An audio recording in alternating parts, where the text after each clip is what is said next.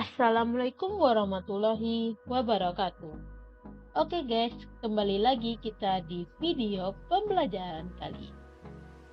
Oke, sebelum itu, izinkan saya untuk memperkenalkan diri terlebih dahulu. Sebelum kita memulai video pembelajarannya. Perkenalkan, nama saya Mega Yulianti, BP 2011-0018 dari kelas 5 S3. Pada kesempatan kali ini, saya akan menjelaskan tentang uji normalitas menggunakan SPSS. Nonton video ini sampai habis ya, supaya kita tidak ketinggalan pembelajaran. Oke, kita akan masuk ke materi kita, yaitu tentang uji normalitas menggunakan SPSS.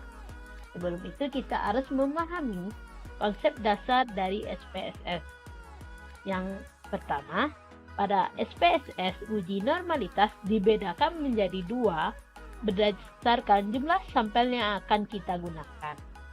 Langkah yang kedua, jika jumlah sampel lebih kecil dari 50, maka menggunakan Shapiro-Wilk.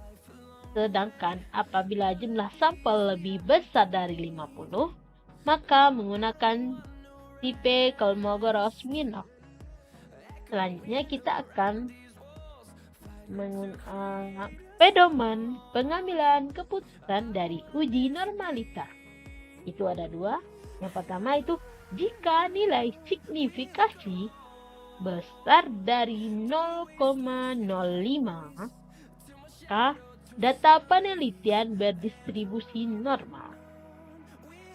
Yang kedua itu jika nilai signifikasi kecil dari 0,05, maka data penelitian tidak berdistribusi normal. Yaitu kita akan masuk ke dalam sebuah kasus yang akan kita uji. Yaitu ada cerita, itu ada seorang peneliti ingin menguji data nilai UTS dan UAS mahasiswa dengan mata kuliah metodologi penelitian. Apakah berdistribusi normal atau tidak? Oke, kita akan lihat pada data tabel di bawah ini. Saya mempunyai yaitu 50 buah sampel. Dan dalam sampelnya memiliki dua variabel, yaitu variabel pertama nilai UTS dan variabel kedua itu nilai UAS. Oke, dari 50 sampel yang akan kita kerjakan, yaitu kita menggunakan tipe data Kolmogorov-Smirnov karena jumlah sampelnya lebih besar dari 50. Kalau lebih kecil 50 itu sekitaran 49 ke bawah sampel. Kalau 50 sampel kita di atas 50 ya, dari 50 ke atas itu menggunakan Kolmogorov-Smirnov. Kita akan masuk ke SPSS. SPSS-nya aplikasinya, kita klik variable view. Kita buat di bagian name itu nilai UTS. Kita harus memakai underscore bawah ya. Kalau pakai spasi datanya akan terjadi error. Kita tekan enter. Dan nilai variabel yang kedua itu nilai UAS. Enter. Oke, setelah kita selesaikan, kita di bagian measure itu kita pilih scale atau skala. Kita pilih kedua variabelnya. Oke, setelah kita buat di bagian variable view, kita pindah ke data view. Maka yang tadi di bagian variable view, maka tampil di sini nilai UTS dan nilai UAS-nya. Kan di sini belum ada isi data sampelnya. Kita ambil di bagian ini. Karena kita sudah ada isi datanya, kita tinggal copy aja dari atas sampai sini. Copy paste, copy. Kita klik di sini, klik paste. Maka 50 sampel akan muncul di sini. Ini dari sampel pertama sampai ke sampel 50. Oke, setelah itu kita meletakkan isi sampelnya. Kita akan melakukan uji normalitasnya. Itu kita pilih di bagian analis. Di bagian itu kita klik descriptive statistics. Setelah itu kita pilih explore. Kita masukkan kedua variabel ini ke dalam ini. Setelah itu kita pilih di bagian plot. Kita centang normality plot with test. Continue. Lalu klik OK.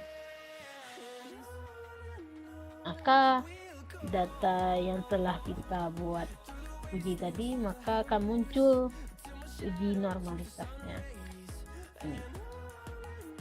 Kita itu di bagian test of normality. Yang tadi kan ada 2 pembandingan pedoman yang akan kita pakai. Yaitu di bagian kita memakai tipe Kolmogorov-Smirnov karena sampelnya lebih dari 50. Kita tidak memakai Sapiro-Wheel karena datanya ini khusus data yang lebih kecil di bawah 50 sampelnya. Oke, kita akan melakukan pedoman keputusan di bagian signifikan. Di bagian nilai UTS itu nilai signifikasi nilai UTS 0,200 lebih besar dari 0,05. Maka data berdistribusi normal. Bagian data nilai UTS ya, itu normal. Sedangkan variabel yang kedua itu nilai signifikasi nilai UAS 0,025 kecil dari 0,05. Maka data berdistribusi tidak normal karena itu lebih kecil ya dari 0,05. Jadi variabel UTS itu berdistribusi normal, sedangkan variabel nilai UAS itu berdistribusi tidak normal karena lebih kecil ya dari 0,05. Oke, hanya itu uji normalitas pada video kali ini. Oh ya, dari pembelajaran yang saya bahas ini semoga bermanfaat bagi teman-teman semua ya. Mohon maaf apabila saya mengucapkan kesalahan kata. Saya mohon maaf. Kekurangan itu datangnya dari saya, sedangkan kelebihannya itu datangnya dari Allah Subhanahu wa Ta'ala. Saya tutup. Wabillahi taufiq wa hidayah. Wassalamualaikum warahmatullahi wabarakatuh.